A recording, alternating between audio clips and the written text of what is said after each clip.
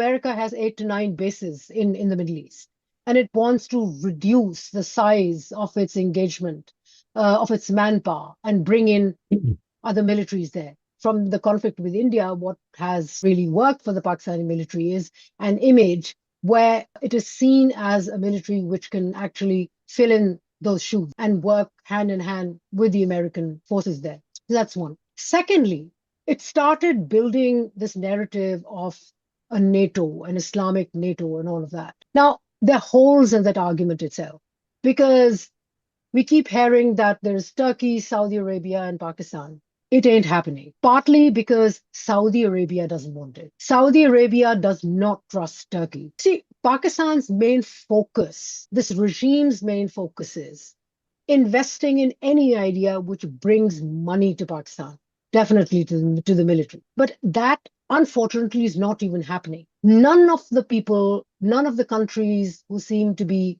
egging Pakistan on playing a role are actually giving it any money. There's no cash there. Saudi Arabia has not invested. UAE is not invested. Nobody's invested. This whole claim about selling so many weapons, wonderful idea. I mean, firstly, it's a bit laughable that the planes that were used during the Pakistan-India conflict were the J-10Cs provided by China. It's completely Chinese.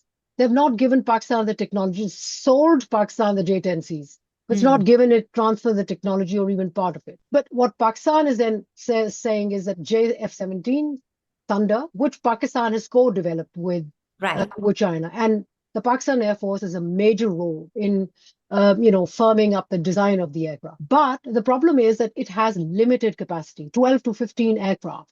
So if you're telling the world that you're going to produce 76 to 96 aircraft in 3 years, then where is the capacity and where is the money to actually be able to produce? We hear about these MOUs, these interests expressed by these countries from Libya to Bangladesh to others, but the only confirmed order so far is with Azerbaijan of a year and a half ago, out of which I think 5 or 7 aircraft have been delivered to them.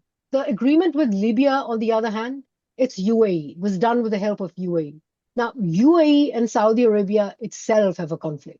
Right, so in Libya in the middle of a factionalized Middle East, I don't know where Pakistan is going to draw, what benefits it's going to draw from it.